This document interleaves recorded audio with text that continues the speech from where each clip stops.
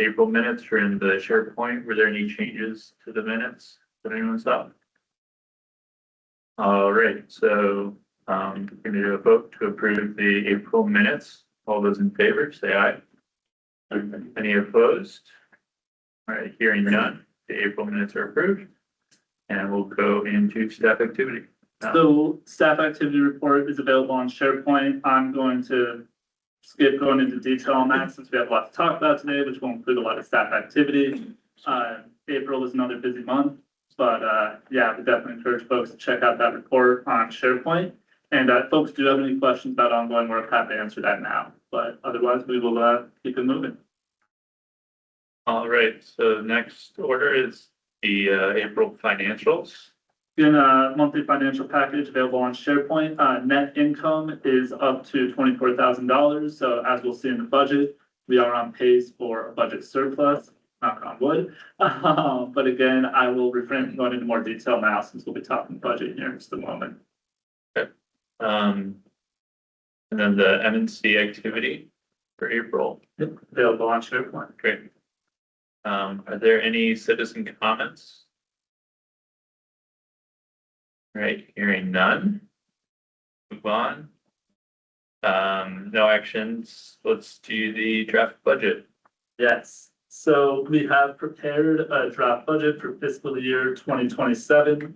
What this includes is not only our proposed budget for fiscal year 27, but our approved budget in column AW for fiscal year 26 with estimated actuals for fiscal year 26. So of course, fiscal year will end June 30th, but we have projected out expected revenue through the end of June as well as expected expenses to determine where we'll end the year. And the good news right now, and I'm going to start with the headline. So good news, as it stands right now, we are on track for a $12,688 budget surplus at the end of this fiscal year.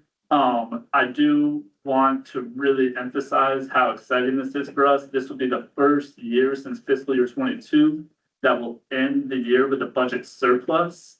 I'll also mention, and I spent a lot of time last week trying to go back and look at historic trends. There's sort of some inconsistency in numbers around budget surplus deficit each year. But what we do have is our audited financial statements. And if you look at our change in unrestricted net assets year to year, going back to fiscal year 2018, there's really only 2 years that we didn't lose money. And those 2 years, of course, lined up with COVID, where we had a large infusion of cash. As a nonprofit, of course, it's not our mission to make a ton of money. With that said, since coming in day one, I have my own concerns about our year-to-year financial trends. So again, really excited where we ended this year with an expected surplus, and that 12,688 again is an estimate of where we'll end the year. I think if anything, it could be a little bit higher. We still have some work we have to invoice for. So that's exciting. So that's the good news, and here comes the bad news. And again, we're going to get into a kind of line by line review of the fiscal year 27 draft budget. But as it stands right now, we are projecting a $49,000, potentially $50,000 deficit for fiscal year 25.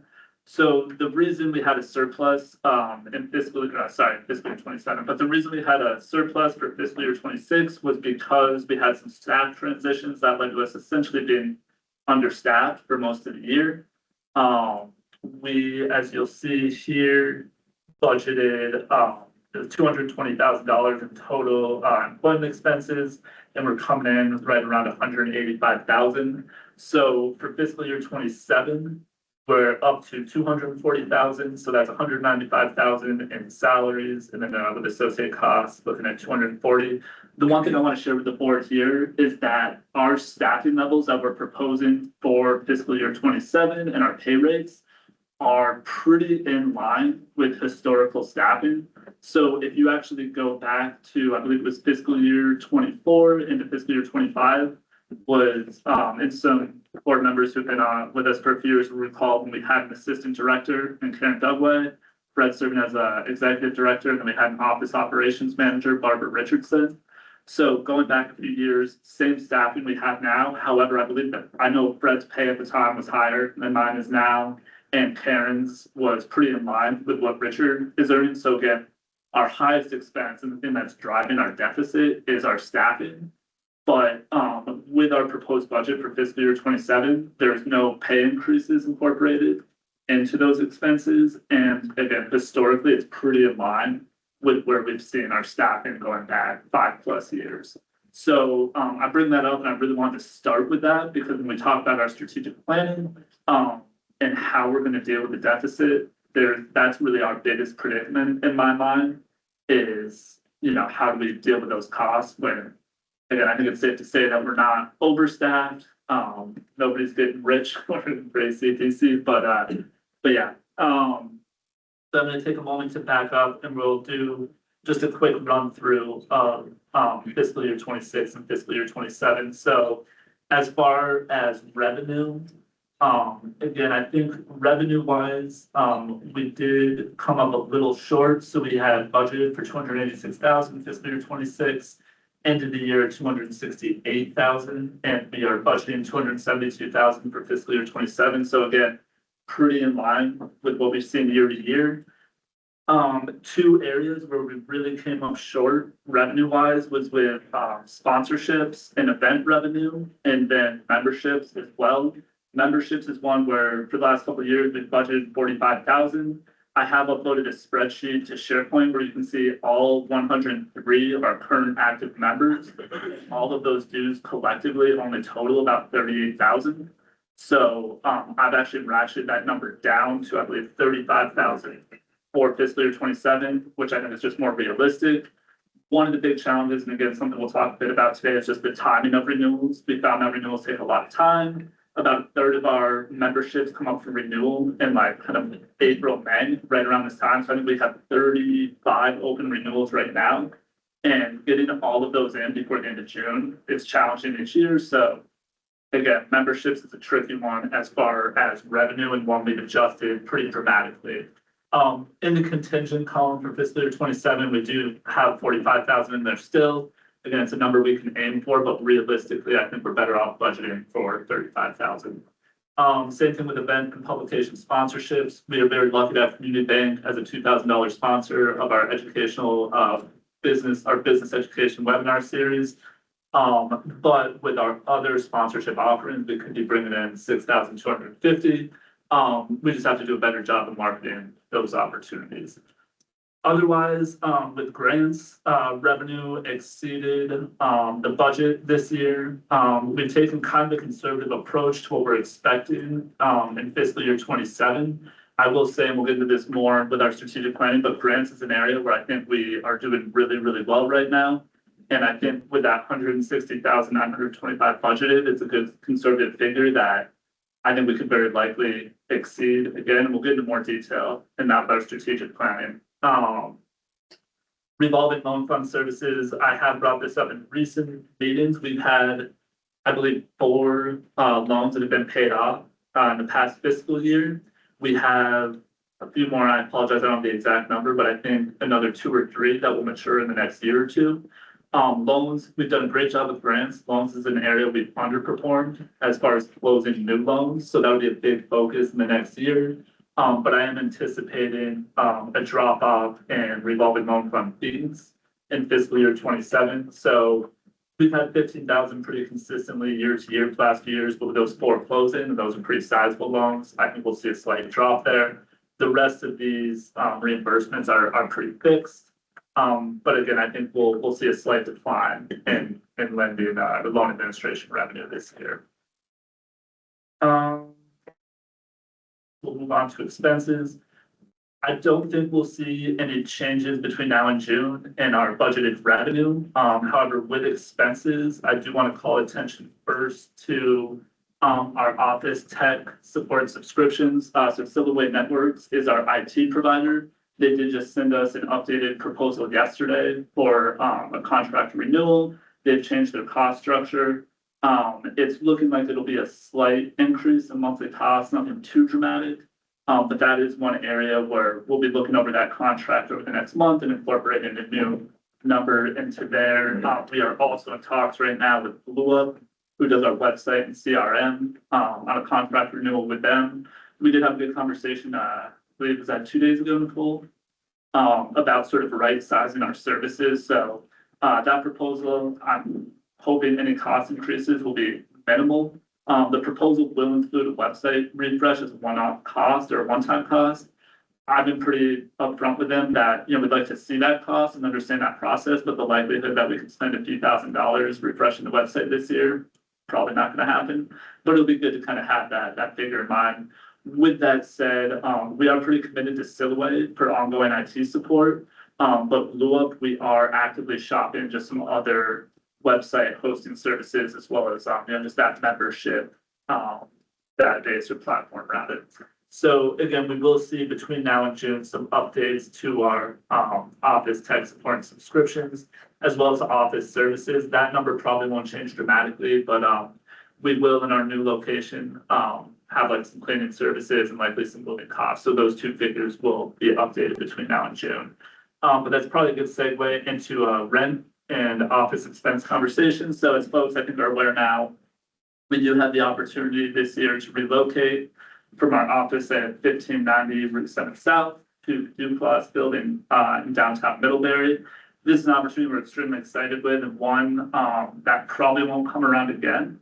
I'm excited to say as far as rent, they've offered us $975 a month in base rent, which is the rate we pay now at our current location. However, we will have to start paying utilities, so it'll be 13% utilities for that building. They have sent historic information on utility costs, but it's coming out to about $3,500 a year. So again, great that we're getting a deal on the base rent, but there will be some utility costs there. This is definitely one I'll be interested in getting feedback from the board on. There are a lot of pros and cons here. On one hand, again, I think this has been an amazing opportunity to improve our location and be somewhere more visible and more accessible. I think there are a lot of opportunities from a programming perspective and to achieve some of our goals in this location. But I'm completely mindful of the fact that talking about a move that comes with expenses at a time where we're facing a significant deficit, we need to consider that. Okay, moving on from there. Again, employment expenses. I don't expect any dramatic changes here other than with health insurance. That $9,437 represents a healthcare stipend for me. So that's 80% of my annual premium for a silver level plan with Blue Cross Blue Shield. I held off on updating that because I wanted to wait until I had a good sense of what the increase will be going into next year. I've read 5%, but I'm going to take a little more time this month to get a really firm sense of what, because I know that cost is going to go up. You figure it out, let me know. Yeah. But as far as employment expenses, that's the one number I do expect to change. Everything else I think will be pretty close to what we're seeing here. Marketing and advertising, this is another area where I think historically we've under budgeted. Year to year, we tend to overspend, and year to year, we've done like $2,000 to $3,000. I bumped this up to $6,000, but again, really be looking for input from the board. I think there's a lot of value we could get out of additional marketing and advertising and promotional materials. That's something we haven't done in a few years. All print collateral we have has old information, including Brett's contact information. So I think there's an immediate need to update some of that print collateral. And we've created some new marketing tools that Rich will talk about later that I think we could put some money behind promoting. So again, we've never been very aggressive with our marketing and advertising. So it's one area where I think, if we spend a little more money, I think we could get some good bang for our buck there. Everything else here fairly straightforward. Professional development and travel meals. We were pretty well under budget on both, I believe, this year. And that was just very intentional by staff, not eating out, not a lot of steak dinners this year, not a lot of road trips to conferences.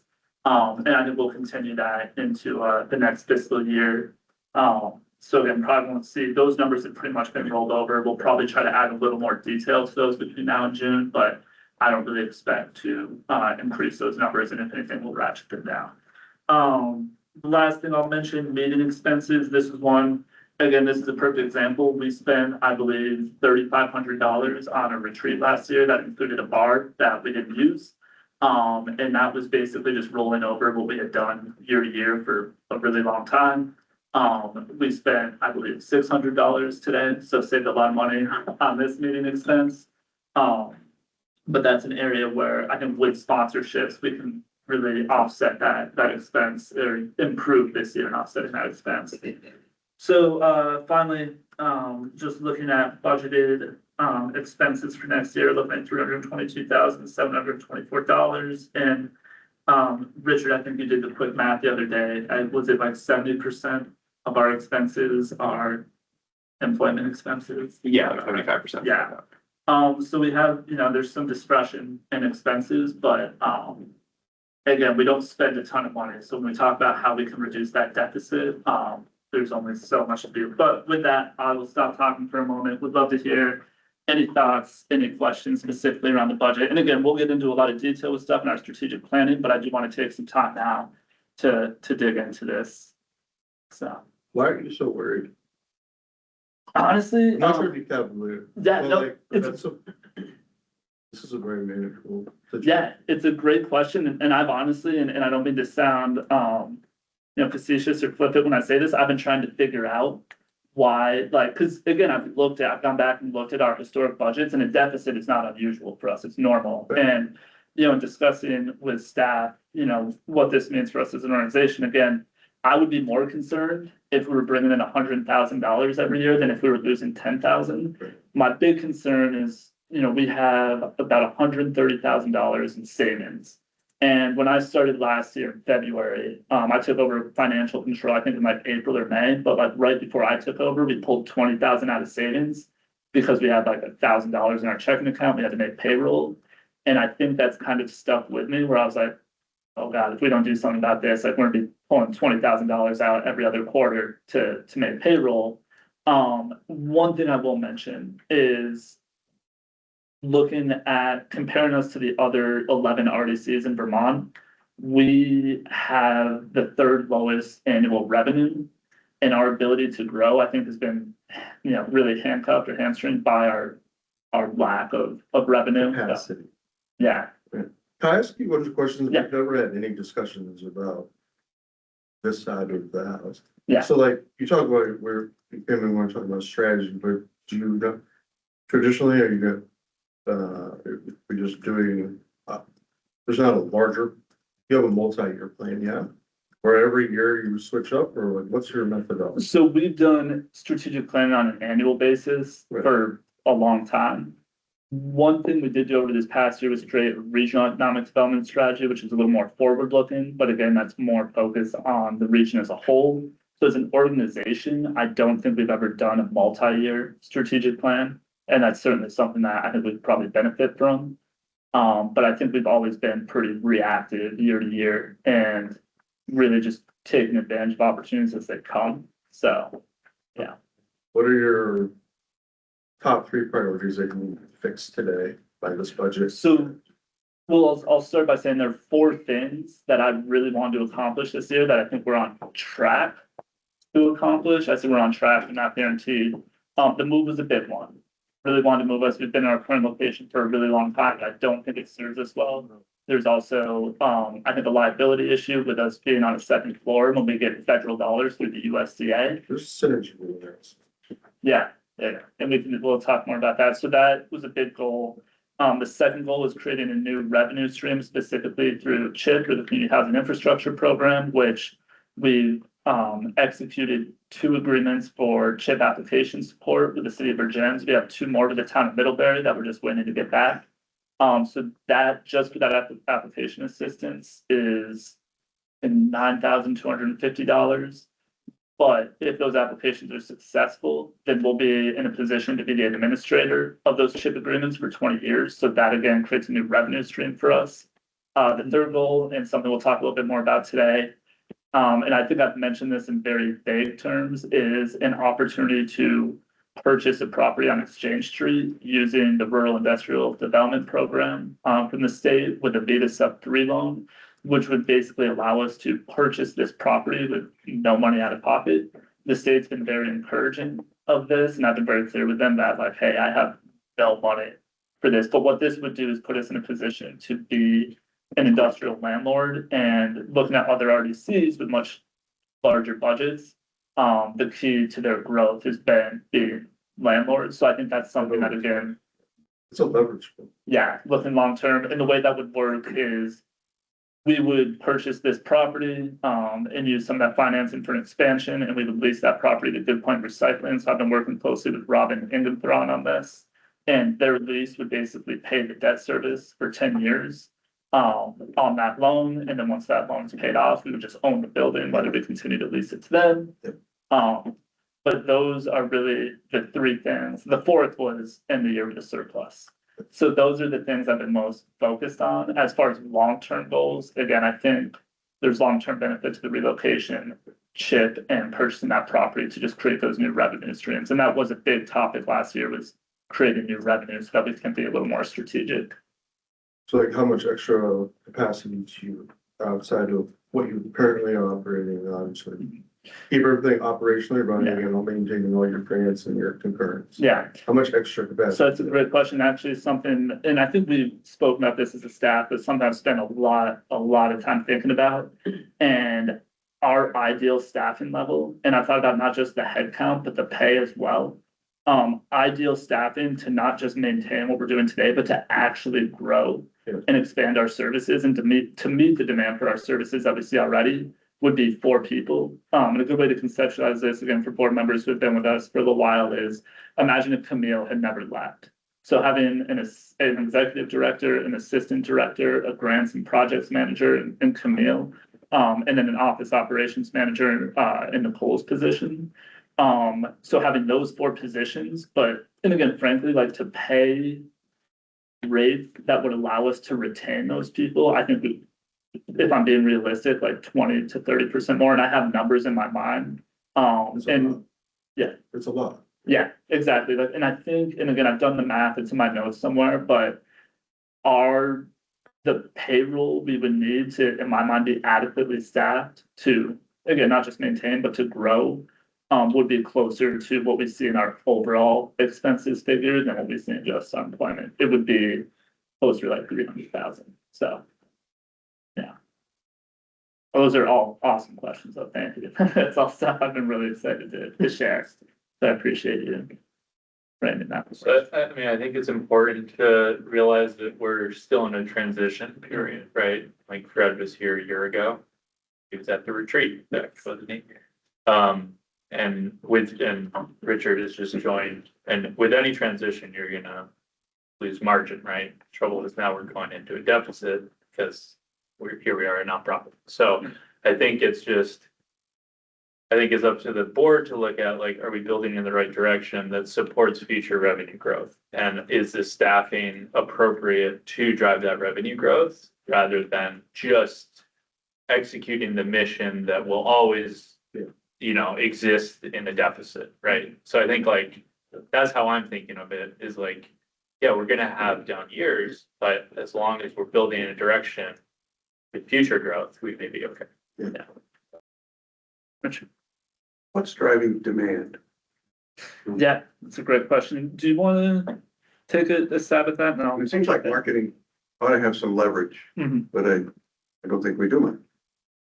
As far as Maybe marketing, just because I don't see it. yeah, no, we do, I think, very little marketing right now, but, Yeah. Richard, I think has some great insights. One of the things that we'll certainly dig into a little bit more when we talk about like the business support as well as some of the like strategic planning conversation is around like who is utilizing our services, right? And I think a lot of the demand that I at least see in my day-to-day is for frankly a lot of stuff that doesn't generate revenue, right? Like and I think that that's part of the value add to the community, right? Like I'm never gonna turn, at least for the rest of this year anyways, I'm never going to turn away someone who reaches out with like a grant inquiry, right? But the question is, how many of those are maybe businesses that would already have the capacity to find some of the answers anyways, right? Versus like someone who genuinely like needs the service, doesn't have the capacity to come out and kind of do it on their own and whatnot. But anyway, that's kind of putting the cart before the horse a little bit more. But yeah, certainly I think the short answer to that is I think there's a lot of demand to find a lot of the resources and information that feels even to me kind of doing this on the day-to-day a little bit scattered. and trying to find that in a more consolidated way. Like there's certainly a demand for that type of service. The question is, how do we then translate that into kind of bolstering existing revenue streams? One example we'll talk about later is like what are different grant opportunities we can pursue beyond, I think, the kind of common the common ones that we're kind of dealing with on the day to day. But aren't we essentially a lending company? I'm sorry, Aren't we essentially a lending institution? that represents, Is at the core of our business, isn't that? Yeah. And I see banks advertising. yeah, They must be advertising for a reason, because there must be some leverage to it. and there certainly is demand for that as well. I think that the lending discussion comes up at least as frequently as all of the talk about grant opportunities when I'm meeting with businesses. And I think that one of the pieces that Alex has kind of touched on is there is more revenue potential than I think what is reflected there, either through new grant opportunities or, again, we've got some loans coming to maturity, right, closing out the recapitalization that we just put in, right? So there are more opportunities, I think, for that, and making sure that kind of like long-term kind of sustains. Is there something that we're missing in the context of trying to increase that business? With loans, so my experience over the last year, and I think I've shared this in some meetings recently, is I saw very, very little loan interest or demand or inquiries through 2025. And in 2026, like even in the first 3 months of the year, we had more people ask about loans than in all of 2025. One of the challenges, and Chris, I'll ask you to back me up or attest to this. A great example, Chris and I had a conversation with 2 restaurateurs back in January or February. Yeah. Chris with his National Bank of Middlebury hat, not his ACEDC hat. Really well-established guys, looking at opening a restaurant in Virgins. What I consider still a very promising loan prospect. Had a great conversation. They were very enthusiastic about starting with an application. I sent them all of our application information, and I don't think we've heard from them since. I've sent a couple follow-ups, but that's one example. But what I found with loans is that it takes not only a lot of follow-up to get folks comfortable. We work a lot with partners, so it's also bringing in the right partners. Alex Robb and Dan Winslow are 2 folks that I work a lot with. So Community Capital Vermont and Vermont Community Loan Fund. There's just a long lead time to get from that initial inquiry to an application. And I haven't had, and again, this is an area where I think we've really underperformed in last years with loans. Part of it was me learning the loan program. Part of it was just not having adequate capacity after Camille's departure to dedicate as much time and attention as loans require for marketing and for getting folks through the application. We also had, there was the bar, a gym here in Middlebury that has opened up, did secure financing, but we worked with them on an application that we just couldn't get to a point that I felt comfortable bringing it to committee. The good news there is we were able to connect them with Green Mountain Credit Union, who did close a loan with them, but that one, I mean, I spent 4 or 5 months working with that applicant, and it just wasn't a good fit for us, but again, helpful in giving their, How profitable is that for you? the loans. Yeah. That's a great question. Actually, what's great about loans is it takes a lot of work to get through the application. Our loan loss reserve analysis, which I'll be doing this month, will be a heavy lift. Doing the loan budgets in October, heavy lift, well, late September. But outside of those, so it's really like spurts of like a lot of work. But once a loan application is approved, it's basically passive income for us. And historically, we've brought in about $50,000-$60,000 a year. I say historically, like over the last 5 to 8 years. We brought in about $50,000-$60,000 in loan administration revenue each year, and that's pretty much on par with our grant administration revenue. But grants, and I think Richard can attest, day to day, grants are a lot more work. Yeah. So, And each one represents, I think, a smaller drop in the bucket, right? Like I don't know that we can totally like grant revenue stream our way into a new 50K this year, right? But we can, I think there's more meat on that bone. But yeah. So with the grant revenue, we just get a percentage. We don't charge a service It depends. So in something that I think we were really successful with this year was actually starting to collect more fees for service through our grant work. That's also been a great tool for driving membership. So an example, and I think I've shared this before, but with our BGS Building Communities grant program, which we've had great success with over the years, we were doing that administrative work for free year to year. This year, we basically said, hey, if you're a member, you can apply through us for a building community grant for free. If you're not a member, it'll be $100. So we got 3 new members from that. And then the one business that didn't sign up for membership paid us $100. So that, again, we actually generated some revenue through that program. And we secured, I think it was $57,000 for small businesses here in Addison County. So that's a good example of where we're actually starting to recoup some money for grant support. Another example, recently working with Peter Kahn on a congressionally directed spending request. That was an afternoon worth of work, but I was able to invoice him, $150. So we got that. So we do, and folks may recall around this time last year, we were updating our grant services policy to have an updated fee structure as a fee for service. What I will say is I think we'll get more impact from that as a tool for driving membership than we will and Richard and I were just talking about this morning, for me in a past job doing grant writing for a professional firm, my billable rate was $130 an hour. I was not making $130 an hour, Right. but I just bring that up because if we charged a market rate for grant services, we wouldn't really make, people wouldn't be able to afford us. So I think there is, income to be made. And again, SHIP is another example, not necessarily a grant program, but we are bringing in money as a fee for service. Otherwise, a lot of the grants we look at, NBRC's perfect example, the $1 million catalyst grant we secured for the Virginia's North project, we'll collect $20,000 in administrative fees for that, but that'll be over the next 3 years. So it really depends on the grant program. One thing that we haven't done in a few years that Richard's really looking into now is operational grants for us. So rather than just applying for grants for other folks, a really good example of this, and again, board members who've been with us for a few years may remember the Small Business Technical Assistance Program a few years ago. I don't remember the exact number we got, but that was tens of thousands of dollars that basically helped pay for Karen for, I think, a year or two. And again, that was an operational grant that paid us to basically do what we're doing already.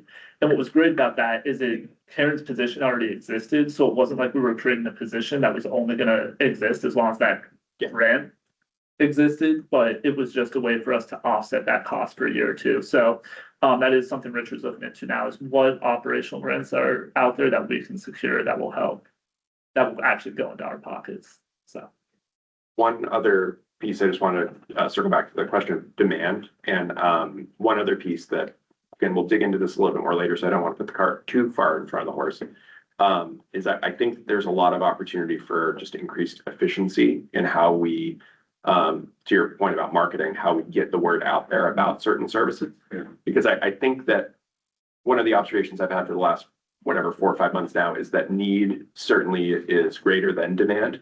I think demand is a function of the company's capacity, an individual company's capacity to reach out and say, hey, info at AC or Addison County, yada, yada.org. And so how do we make sure that we can increase that demand to kind of reflect actually what's needed in the community? And I think that just requires a little bit more strategic, sometimes automated, like I think we can be more efficient in what we're doing.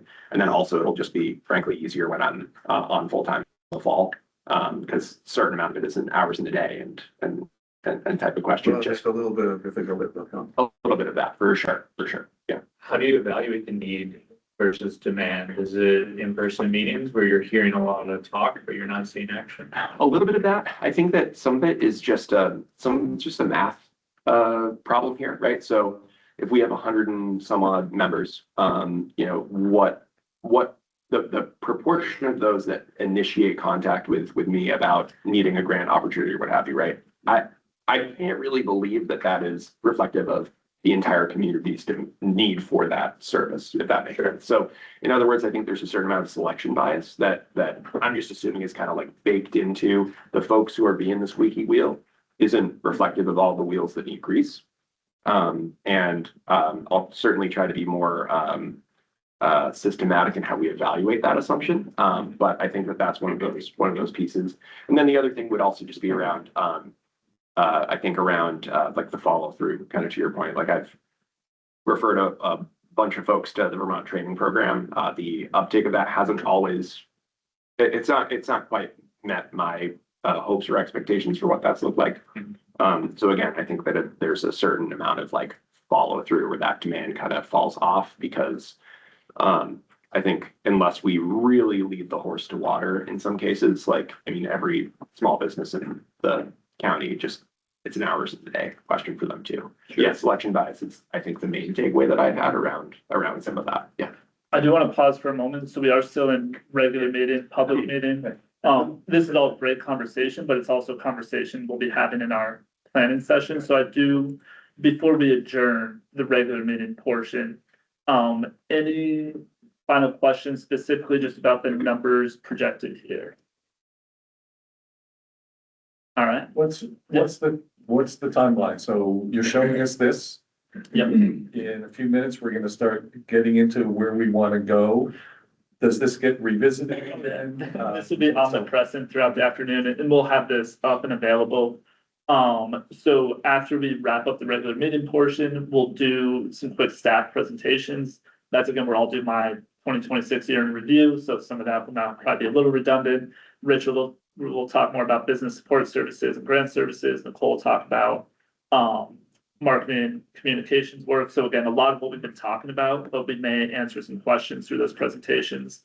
And once we've provided that context, then we'll get into our strategic planning portion of the afternoon. But again, all great conversation, but I think we can probably adjourn the public meeting. And There a motion to adjourn? So moved. Second? All right, all those in favor? All right.